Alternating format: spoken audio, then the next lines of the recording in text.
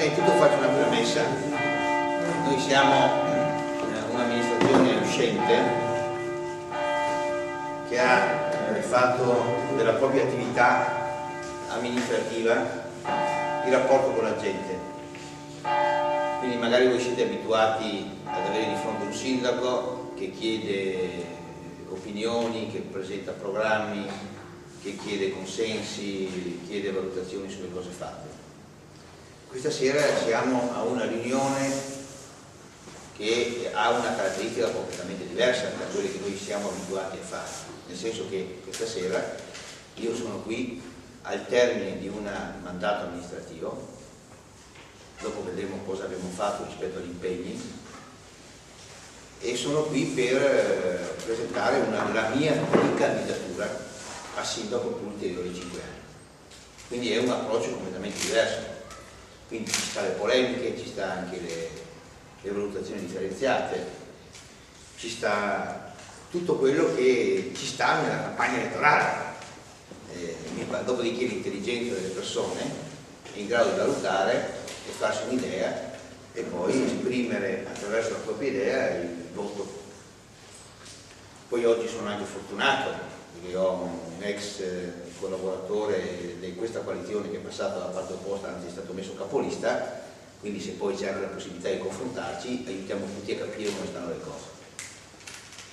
perché c'è sempre una ragione se uno va da un'altra parte o dall'altra. Però siccome io sono abituato a ragionare sui programmi, non sugli uomini, e vorrei avere un confronto con i candidati ma non riesco ad averlo,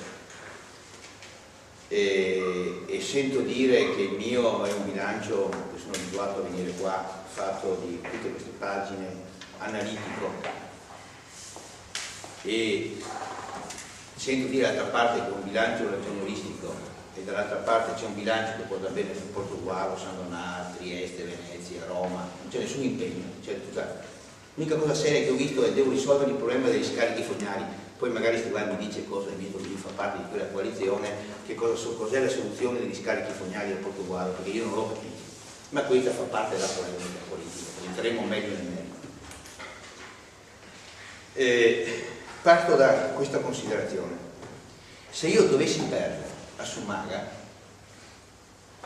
mi porrei una serie di ragionamenti interiori che mi farebbero cambiare la vita, almeno quella politica,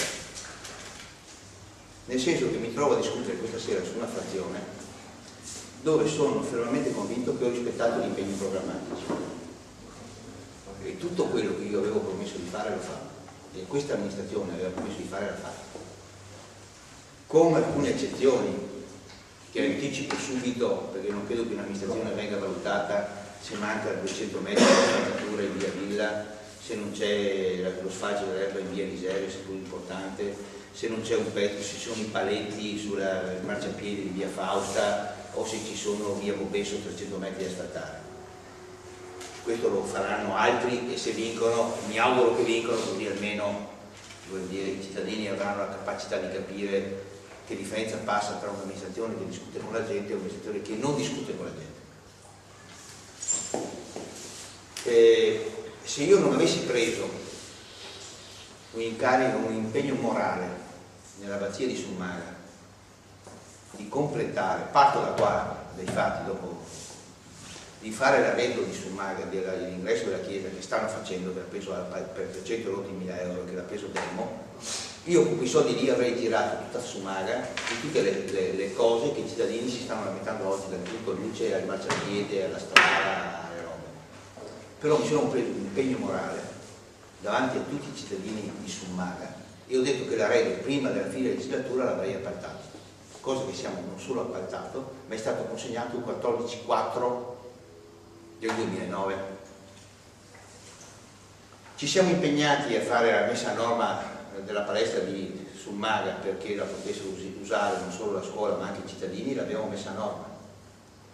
Ci siamo impegnati, ne è testimonianza il Presidente di Viviamo Summaga, a fare delle cose che vedete tutti qui fuori, che ogni volta che vengo qua la gente mi ferma per strada mi dice che non ha mai visto una soluzione così come è stata messa a posto adesso qua a Summaga. E vi posso anche dire, ma dopo entrerò nel merito di quello che ha detto la scritta della lettera di Chisso, che forse ha cattivi suggeritori, ma arriverà una lettera a casa a firma mia. Io non ho bisogno che Chisso firmi per Tavaro, io firmo mia la lettera, me la mando a casa, che di 5 sottopassi ferroviari sull'accordo delle ferrovie, l'unico che è partito è quello di Sevilla e Santa Elisabetta, perché l'ha fatto per il i 4 della regione non sono ancora partiti.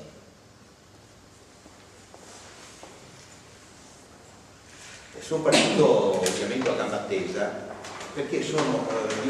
convinto che le cose, che gli incontri che ho fatto di Caseggiato, Sumaga, noti e non noti e meno noti, c'è una percezione assoluta che questa amministrazione ha fatto di più a Sumaga che qualsiasi frazione di Portogallo. Qui c'è un consigliere che mi permette di contestare. Sarebbe grave che per motivi partitici, di simpatie, di gelosie, di competizioni politiche, non venisse riconosciuto a una maggioranza il lavoro che ha fatto. Magari partendo dal presupposto che c'era del vento nazionale, che c'è chissà quale forza politica che non è stata dignitosamente rappresentata, roba di questo genere. A me gli uomini c'entrano e sono importanti, ma quello che conta sono i programmi. Allora io avevo un programma su Sumaga e sono convinto che l'ho rispettato all'89%. Io parto da qua, perché io credo che i cittadini devono essere informati o criticarci su cose che siamo impegnati e non abbiamo fatto. L'altro giorno sono andato in via Casaletta 1 dove non siamo riusciti a asfaltare la via Casaletta 1, sono andato in via Risella perché c'è un problema di polvere, sono andato in via Noiali dove ci sono altri problemi. Io sono uno che sta in mezzo alla gente, non faccio il dirigente regionale, io sono qua, ma mi conoscete, non vengo ore e ore e ore alle feste fino a mezzanotte all'una a parlare con la gente una volta perché sono candidato sindaco. Io sono venuto qui a Sumaga da 10 anni, tutti gli anni, tutte le volte, tutti i giorni, a mangiare, a discutere, a parlare e a risolvere i problemi. Questo per introdurre l'argomento. Secondo punto. Chiunque venga a governare a Portogruaro deve saperlo tutti che ci sono 60 milioni di euro, 60 milioni di euro già finanziati con opere già in corso. E dove sono questi 60 milioni di euro? Sono 35 della tangenziale, che non ha fatto Chisso, o la regione, semmai quel signore che ha quella scritta lì di Pietro, che era il ministro delle infrastrutture, e ha fatto quella scelta a San Donà quando ha inaugurato il ponte e il giorno dopo è caduto, ma la dichiarazione l'ha fatta lì e gli altri li aveva già fatti col CIPE, che non volendo lo stretto di Messina, che tutti sanno, ha detto io finanzio le opere che sono in corso di realizzazione. E abbiamo avuto la fortuna, l'impegno ce l'abbiamo messo tutto, il rischiato, ce l'abbiamo di rischio, ce l'abbiamo messo tutti, però è stato quel signore lì, non è stato né Chisso né Galan né la regione. E chi vuole contestarmi su questo lo deve fare qua, e se no viene qua e chiede confronto con me. I 39 milioni di euro dell'ultimo stato tangenziale, che non sarebbero più venuti, i cittadini di Sumaga devono sapere che se non avessimo avuto la fortuna, che con la crisi che c'è adesso,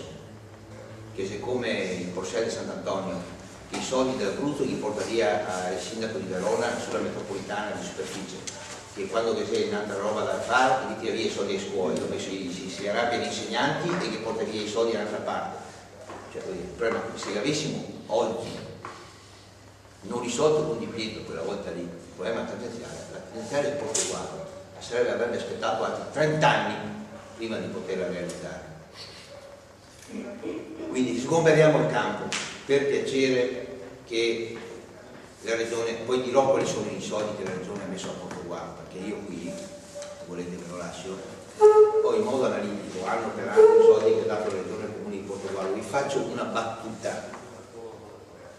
su 7 milioni di euro, 7 milioni di euro che il comune ha speso per la messa a norma degli edifici che sono qui noi adesso scolastici, la regione Veneto ha dato 150.000